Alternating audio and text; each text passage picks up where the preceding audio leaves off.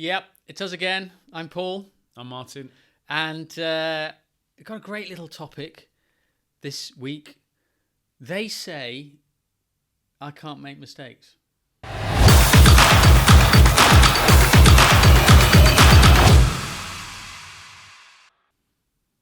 This could go on for hours, if I'm honest, this one. Common though, isn't it? Very. How often do we hear it? For a goalie's point of view, probably too often, mainly from commentators. Yeah. Made a mistake, here we go again. But yeah, it's part of life, and I think the older you get, the more you accept it. If you said this to me, when I was 15, make mistakes are, it's a good thing. I'd be like, nah, don't be silly. It's crazy. Is it an age? So you think does acceptance come with age, or can we coach it?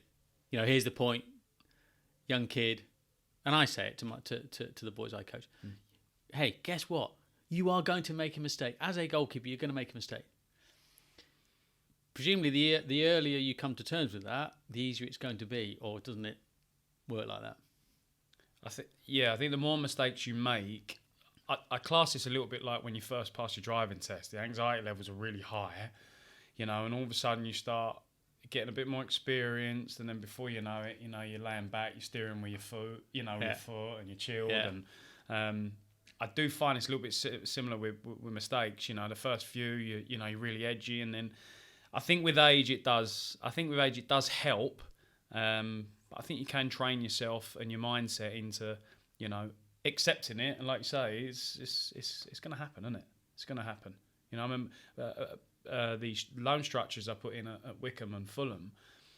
The first thing I said to the goalies was, you're going to go out on loan, and you're going to go out to make loads and loads of mistakes. Yeah. That's what you're going for. So get your head around that as quick as you can.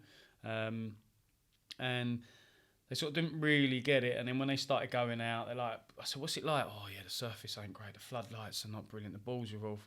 So it's a great chance for you to go and make loads of mistakes. Yeah, really good. So we're trying to educate them early that making mistakes is not a bad thing at all. Do you need a match day situation to learn from your mistakes? Is it too easy in training to make a mistake and not think about it? You just move on because you're getting pinged. A lot of balls pinged at you. So so actually, is it experience related as well? Match day experience related. I've made a mistake and it's really critical because something important's happened. Yeah, I think the match is the highest level that you're going to receive that horrible feeling of making a mistake.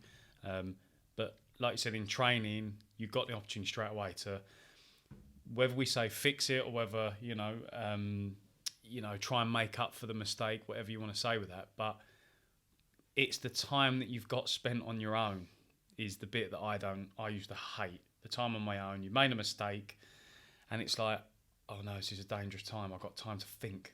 I don't want time to think. Where in training, it happens. You get up, and normally in a training session, especially at a pro club, say the ball goes through your legs, you normally either go and run and get a ball out, and you serve and you deliver it out and get the game going again, or they have a certain rule where if you can see the goal, the other team keep the ball. So the other goalie runs in. So while you're still with your head down on the floor, made a mistake, the other goalie's thrown another ball in, and boom, they're on the attack again. So you've got to get up quick. The harshest part of mistakes is definitely in a match. But I think when we sort of talked about pulling this podcast together, this particular topic together, we were talking about a couple of levels. So they say I can't make mistakes. So that's parents, guardians on the one level. So how did let's think about that scenario and how does that work? And then it's okay, they say I can't make mistakes. How do I deal with that? So, I mean, you and I both come back from games. We're in the car. I mean, the car journey conversation. Oh. How the hell did that? Why did you make that? I can't believe you. I mean, so common, huh? The funniest phrase for me in car journeys, and I've done so many conversations with people over this, the car journey. That's it. And the minute you say the car journey... Perhaps we should have called this the car journey, because there's a load to go. But yeah. Yeah. But the minute you say car journey, they start laughing. You know what's coming. There's going to be great stories here. Remember a close friend of mine, Rob Blackburn, he said he was at Chelsea at the time and got in the car and he said, don't matter win, lose or draw, his dad used to just absolutely go on to town on him. Whether he played good or bad or ugly, it was irrelevant. He was just going to go in on him, constantly, could have done this, should have done that. But my best phrase is when they get in the car and they'll say, why didn't you just? And it's like, well, if we all, why didn't we just? We'd probably all be sitting millionaires, cushy, real chilled out. Life don't work like that, you know. But why didn't you just? I've told you, don't do that. Yeah. Stop. Why don't did do you that? Why did you do that? Yeah. It's brilliant. You didn't see. I don't know. The referee. I was unsighted. I couldn't see. You didn't see it, Dad. You didn't see it, Mum. You didn't. Yeah. But what I now go back to the kids is by saying, and it probably gets them in trouble, but and go back to Dad and say, at midnight last night, why'd you come down and have a burger and chips? Why'd you order burger and chips from Deliveroo? Why did you do that? It's like, well, that we all make these mistakes. No one should be eating at midnight. Let's be honest. No, it's too. No. And they do. Do they? Yeah, oh, they God, yeah. We yeah, don't get delivery where we are, so that's probably... You're too far out of the sticks. Too far in the sticks. It's not on my radar, that one, but okay. But no, the car journey is something, and really, I want to try and, we want to try and educate the parents that the ones that are actually driving the car, that starting the conversations by just telling yourself before you have the conversation, what would you want to hear? Would you want to hear the obvious after a game? Oh, you let the goal in? Yeah, well, I kind of know that because I've just played the game. Yeah, but it went through your hands. Yeah, also, I kind of know that because I've just witnessed it. Why don't you start with, how good was your kicking today? Or, I've never seen you take a cross like that. And start it more on that note. Yeah. And just see where the conversation goes. We have a 3-minute rule with a lot of the goalies on the camps. I set the parents, I do a little bit of education with the parents on the camp. You've got 3-minute chat on football about the game. The minute 3 minutes stops, you are not allowed to mention football. Whether that's over a 2-hour period or for the rest of the day or whatever it is, the weekend, can't talk about a football match. Done. So whatever they're going to have that conversation on, it's 3 minutes. No more. So this is the parent-driven conversation. Yeah, what happens if the child wants to come back a little bit later on after they've absorbed the game and just... what did you think of this? But the difference then is you're thinking more with your head and not so much passion and the adrenaline still pumping. Yeah. We've all been there in the games. You've gone back, you've played a game, you made a mistake, you go up to your bedroom, and after 5-6 hours, you sort of slowly start forgetting about the game and you drift off. You think, yeah, maybe I could have done a bit better. The reality kicks in. The realism of, I could have affected that slightly differently maybe. Rather than... well, you could have done better. No, it wasn't my fault. You know what I mean? You go on the defensive. Yeah. So you let it sink in a little bit, and the conversation looks so much different, whether it's the next day or the next week or whatever it is.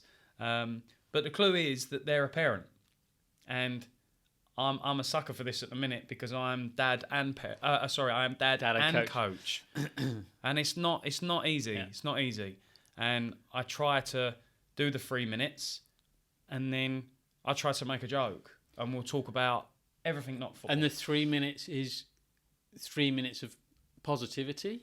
Or what do you think you did? How do you think you do? Did you enjoy the game? All stuff that can link answers to, it was good. If really they want to then come back and say, well, actually, I was a bit disappointed because I dropped the ball, the onus is, then it's not I told you not to do that, it's a different conversation. Okay, so that's the takeaway from a parental perspective. Turn the negative thoughts that you might have towards your child, and we're both dads and have kids that play, and it's the same thing, into a positive. And I like that. So ask the questions to garner a response that allows the child to come back in whatever way they feel is appropriate. So it takes the negativity out of it. If they don't want to engage, that's fine. Because think about your situation. If you've just been in a work meeting and you've made an absolute fool of yourself, what do you want to do in the car? Oh, we want to now sit and talk about our fault. No, you don't. You want to just not think about that moment. And it might be for half an hour, but you don't want to think about it. You definitely don't want to talk about it. So if they don't want to talk about it, Leave them. So you're saying after my next business meeting, I just stick my AirPods in, have a grumpy face on, and just look at YouTube? Well, if that's down to you, if you made a fool of yourself, because that's what happens. That's what happens in my car after the game. When he's had a bad game, that's how he often deals with it. So maybe I should take a leaf out of Oliver's book. But I would definitely encourage. And what I've noticed with my own boy is that over time, the conversation has developed. Yeah. So the time where he may have made a mistake, before I'd have gone, okay, what do you think? You're trying to get out a direct answer. He's now coming more to me with it. Well, what did you think? So that our relationships improved in the car journey, outside the car, in the car journey, our relationships improved, and it's evolving and developing really nicely because he's understanding that he can be angry if he wants to be angry because he's upset because he let one in, and we're going to discuss it. But he knows he's not going to get from me. Why don't you just do that? Why don't you just save it? It's so much easier than just letting it in. Okay. It's obvious. That's the positive advice for the parents. If they choose to ignore that and child still gets the, why did you do that? Can't believe you did that, whatever. How does child deal with, what are the tips there for the kids that are listening to this? How do I deal with a constant negativity? And we've seen it, of course, there are athletes that have reached the top of their game. Yeah. Who have reached the top of their game because a parent or both parents have constantly fed negativity to them to the extent where they've turned it around and said, I'm going to prove, I'm going to prove, I'm going to prove.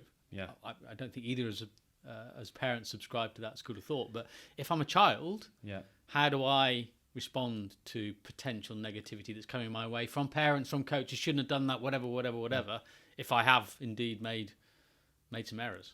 I would ask how their day was. And I would ask, have they made any mistakes today? And I would completely flip it and question them after my game. Yeah, we're not talking about my day. I'm talking about you. I'm talking about you, how you played today. Why did you let it? We're not talking about me. I would get an Uber all the way home. Yeah. It's a different sort of car journey. Yeah, okay, right. Yeah, that car journey is how long you been on for, how long you got left. Yeah. The traditional taxi question. No, listen, the parents, you'd like to think the parents at the age of the parents are, they're going to lead the conversation a little bit more the way they want it to go. But from a kid's point of view, or a child's point of view, if you're coming away from the game, just say to yourself what you've done really well in the game. Yeah. We all know you've made the mistake. I say this so many times to kids now, especially on the residential camps, that you've made a mistake. Your left back or right back, centre half, your teammates, they're going to care at that moment in time, right? Because the scoreline's changed.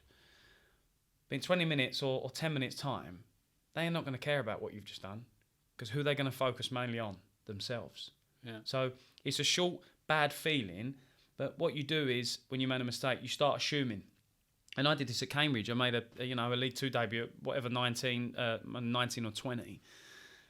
Going into the game doubting myself, during the game doubting myself, at the end of the game, even after a clean sheet and a nice draw at home, still doubting myself.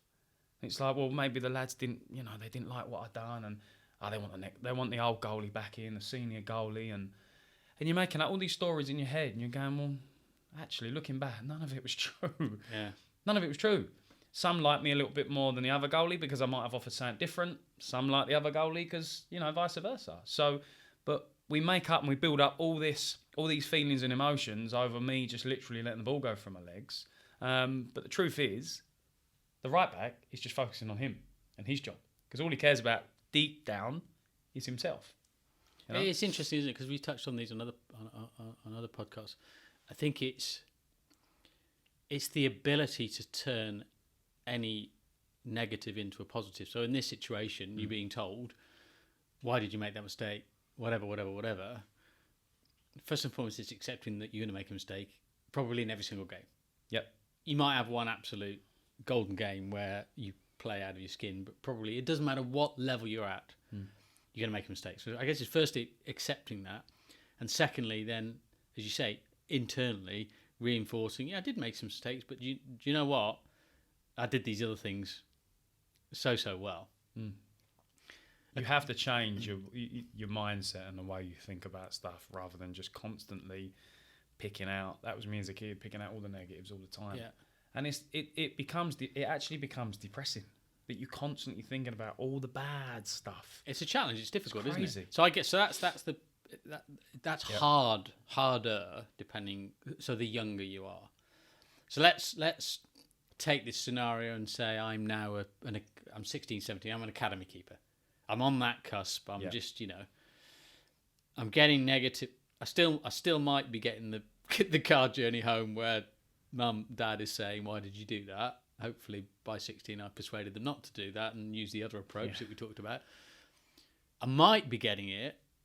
Again, I shouldn't. We believe we shouldn't, but you might be getting it from manager, from coach, from teammates, as everybody's trying to find their way in their pecking order and so on.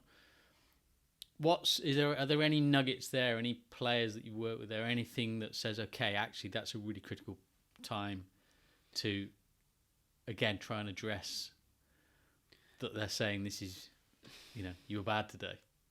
With that sort of, that's a really, really tough, that's the age group I find really difficult, that 16, sort of 17, because emotions are flying, expectations are now sky high. But it's that's probably the most difficult age group for me, is that age group. But I think you're old enough at that age to sort of start saying to parents, look, I'm going to deal with this. And the thing I wanted to say earlier with the mistake is, who's to say it was an actual mistake? Yeah, that's a good point. So in whose opinion was it a mistake? Which could have been a hell of a strike from 30 yards out, and actually it was nothing to do with my positioning or whatever. It was just an incredible piece of skill. Yeah, it's going to be any keeper in the world. Yeah, completely. But someone else sees it differently, and again, going back to commentators, you and I talk about this quite often. Quite often, the commentator sees it in a different way than definitely you do, because you really have a fundamental understanding of goalkeeping. Yeah. But even as I do, sometimes I go, well, actually, I'm not sure whether the criticism for the keeper there is quite justified. It is very, very frustrating. So as an uneducated parent, you're even more likely to. But with that mistake thing, that okay, if it clearly goes through your legs, no one's around, and it's rolling like half a mile an hour, and you go, look, I've made a mistake. Okay, listen, let's not beat around the bush. It's a mistake. Made a mistake, but some goalies say they've made mistakes when you look back at it and you're like, you crazy, that's never been a mistake. What is in your head telling you that that's a mistake and you made a mistake? So I think you need to recognise what you really see as a mistake before you actually label it, a mistake. So they say, I can't make mistakes. We're saying, first and foremost, how do you know it was a mistake? Do you know it was a mistake? And secondly, yes, I'm a goalkeeper. I make mistakes. And thirdly, I'm going to turn that into a positive and actually not look at the mistakes that I make. I'm going to look at all of the good things that I did in the game. Yeah, just really embrace, and I want to resend this message out with a mistake. Just embrace making it. If you've classed it a mistake, just embrace it. The question Dave Ockaday we had was at Wycombe. He came in for Wycombe for a bit, and he was the Leeds manager. Yeah. He was at Watford, unbelievable coach, outfield coach. And I listened to him speak to a player once, and he went, if that situation happened again, is there anything you would adjust? And if you could, what would it be? And my language has changed ever since I heard that. Because it's like, it's the great car journey, isn't it? Because it opens up debate. It's not direct going, you should have done. No. Because you should have done is giving me your opinion. Yeah. Which isn't right. Yeah. But it isn't wrong. It's only an opinion. And since he said that, I've embraced that massively. If you could do, if that situation where the ball comes over and it's a cross and you slightly misjudged it, if you could do it, what would you? I'd shout away. I won't come. It's too far out. Okay, perfect.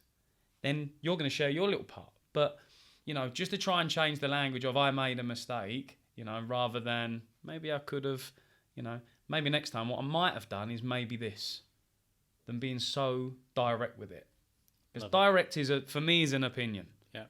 And your opinion doesn't make you right and it doesn't make me right. Absolutely. The only one it really makes right is the manager. Because if he says you made 4 mistakes in a row, the likelihood is you may not be picked Saturday. There is that. So, hey, there you have it. They say, I can't make mistakes. Hey, guess what? You can make mistakes. I think the most important thing, and hopefully you've picked up a few tips there, is how to deal with making those mistakes and turning the negativity into a positivity. Thanks for listening. We'll see you next time.